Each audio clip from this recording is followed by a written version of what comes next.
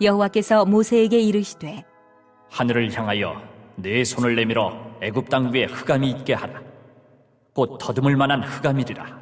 모세가 하늘을 향하여 손을 내밀매 캄캄한 흑암이 3일 동안 애굽 온 땅에 있어서 그동안은 사람들이 서로 볼 수 없으며 자기 처소에서 일어나는 자가 없으되 온 이스라엘 자손들이 거주하는 곳에는 빛이 있었더라. 바로가 모세를 불러서 이르되 너희는 가서 여호와를 섬기되 너희의 양과 소는 머물러 두고 너희 어린 것들은 너희와 함께 갈지니라. 모세가 이르되 왕이라도 우리 하나님 여호와께 드릴 제사와 번제물을 우리에게 주어야 하겠고 우리의 가축도 우리와 함께 가고 한 마리도 남길 수 없으니 이는 우리가 그 중에서 가져다가 우리 하나님 여호와를 섬길 것임이며 또 우리가 거기에 이르기까지는 어떤 것으로 여호와를 섬길는지 알지 못함이니이다. 하나 여호와께서 바로의 마음을 완악하게 하셨으므로 그들 보내기를 기뻐하지 아니하고 바로가 모세에게 이르되 너는 나를 떠나가고 스스로 삼가 다시 내 얼굴을 보지 말라. 내가 내 얼굴을 보는 날에는 죽으리라. 모세가 이르되 당신이 말씀하신 대로 내가 다시는 당신의 얼굴을 보지 아니하리이다. 오늘 아침에는 출애굽기 10장 21절부터 29절의 말씀입니다. 9번째 재앙의 이야기입니다. 하나님께서는 완악한 바로의 대응에 대하여 여전히 심판하시고 계시는 재앙을 보내시고 계시는데요. 특별히 하나님께서는 직접 뭐라고 말씀하시냐면 모세에게 이르시되 하늘을 향하여 내 손을 내밀어 애굽 땅 위에 흑암이 있게 하라. 곧 더듬을 만한 흑암이리라 라고 이야기하고 있습니다. 여기에서 말하는 그 어두움 흑암이라고 하는 것은 창세 전의 상태, 즉 세상이 지어지기 전에 흑암이 있었다라고 창세기 1장 2절에 말하지 않습니까? 그 똑같은 단어를 호셰크라고 하는 단어를 사용해서 표현하고 있는데요.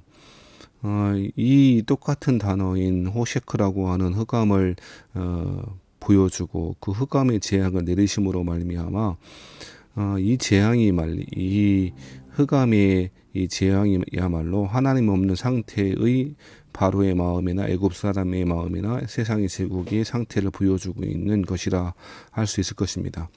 또한 여러분 잘 아시는 대로 애굽의 최고의 신이 태양신 아닙니까? 그리고 애굽 왕 바로는 태양신의 태양신의 바로 태양신의 후예 정도로 그렇게 인식되어지는 사람이 애굽 왕 바로였죠. 그런데 이 태양이 빛을 잃어버리는 이 재앙을 통하여 누가 참 왕이신지를 잘 보여주는 역할도 하고 있다라고 하는 것입니다. 모세가 이러한 하나님의 명령에 따라서 하늘을 향해 손을 내밀게 되었을 때 캄캄한 흑암이 3일 동안 애굽 온 땅에 있었다라고 이야기했고 그 결과 사람들이 서로 볼 수도 없고 그래서 자기 처소에서 일어난 자가 없었고 온 이스라엘 자손들이 거주하는 곳에는 빛이 있었더라라고 이야기합니다. 특이한 건 이스라엘이 거주하는 곳에는 빛이 있었다라고 이야기하고 있습니다.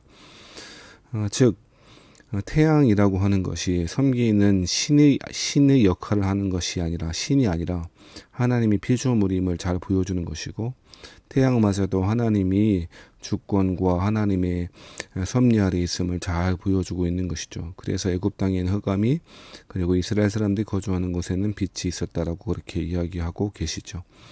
빛을 만드신 분, 태초에 빛이 있으라라고 하시는 말씀을 통해 빛을 창조하신 분, 태양과 일월 성신을 지으신 분이 하나님이심을 오늘 본문을 통해서 잘 드러내 보여주고 있는 것이죠. 자, 이렇게 빛이 없게 되어지자 또 바로의 반응이 무엇입니까? 모세를 불러서 너희는 가서 여호와를 섬기되 너희의 양과 소는 머물러 두고 너희 어린 것들은 너희와 함께 갈지니라 라고 이야기하고 있습니다.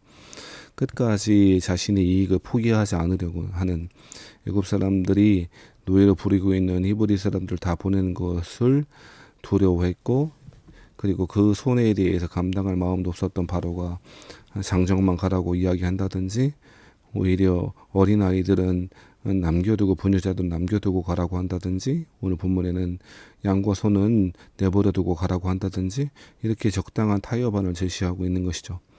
하나님은 그렇게 할 수 없었고 모세도 또한 그렇게 할 수 없었고 그래서 모세가 뭐라고 이야기하냐면 26절처럼 이야기하죠. 우리의 가축도 우리와 함께 가고 한 마리도 남길 수 없다. 이는 우리가 그 중에서 가져다가 우리 하나님 여호와를 섬길 것이고 또 우리가 거기에 이르기까지는 어떤 것으로 여호와를 섬길지 알지 못함이다. 라고 그렇게 이야기했죠. 모세는 단연코 거부했고요. 가축 모든 것을 한 마리도 남김없이 가지고 가겠다 그렇게 이야기하고 있습니다. 적당한 타협이야말로 그리스도인들이 경계해야 될 것이고 모세는 그런 모습을 잘 보여주고 있다는 것입니다. 이 흑암의 재앙은 바로 이 애굽 사람들의 영적인 어두움을 잘 보여주는 것이라고도 해석할 수 있을 것입니다. 애굽의 진정한 재앙은 하나님을 볼 수 없다는 것, 그의 마음이 완악해지고 어두움 가운데 있다는 것으로 그렇게 이해할 수 있을 것입니다. 무엇이 옳은지 그른지 하나님 볼 수도 없고 하나님의 존재를 인정한다 할지라도 따라갈 수 없는 그 영적인 어두움이야말로 진정한 재앙이라 생각합니다. 이러한 재앙은 오늘날 시대에 살고 있는 이 시대에 살고 있는 우리들에게도 적용해 볼 수 있을 것입니다. 우리 시대에도 적용해 볼 수 있을 것입니다. 그리스도인들의 모습은 어떠해야 할까요? 모세처럼 계속해서 하나님의 뜻과 말씀을 세상에 증거하는 것이고요. 적당한 타협이 아니라 온전한 하나님의 말씀을 따라가고 순종하는 삶이야말로 그리스도인들의 몫이어야 할 것이라는 것입니다. 하나님이 함께 계시는 백성들에게는 빛이 있었습니다. 여러분 잘 아신 대로 요한복음 18장 12절 말씀에는 예수님 세상에 빛으로 오셨고 예수님을 따라가는 자는 어둠에 다니지 않고 생명의 빛을 얻는다고 말씀하셨습니다. 예수님을 믿는 자도 세상의 빛이라고도 말씀하셨습니다. 사도 바울도 이야기했죠. 성도들에게 대하여 전에는 너희가 어둠이었더니 이제는 주 안에서 빛이라라고 에베소서 5장 8절에도 이야기하고 있지 않습니까? 그리스도인들은 흑암의 권세 속에 있었으나 지금은 하나님이 구원하셔서 그리스도의 나라로 옮기셨다고도 이야기하지 않습니까? 그러므로 그리스도인들은 세상에 사는 동안 어두움이 이길 수 없는 빛이 되어서 선한 행실로 어두움에 속한 사람들에게 그 빛을 비추는 사람이어야 할 것입니다. 생명의 빛이신 예수 그리스도의 복음을 전하고 그들도 흑암에 있는 그 백성들이 주님을 볼 수 있도록 하는 것, 그것이 빛의 소명을 감당하는 사람들의 모습이어야 할 것입니다. 사랑하신 여러분, 끝까지 하나님의 백성들을 보내지 아니하려고 하는 이 모세의 완악한 마음을 경계해야 할 것이고요. 흑암의 어두움의 고통 가운데 우리를 빛으로 인도내신 하나님께 감사하며 그 빛 대신 주님, 그리고 우리를 부르셔서 빛으로 부르신 그 주님의 명령에 따라 빛 대신 주님을 잘 증거해내고 살아가는 오늘 하루가 축복된 하루가 되시기를 주의 이름으로 축원합니다.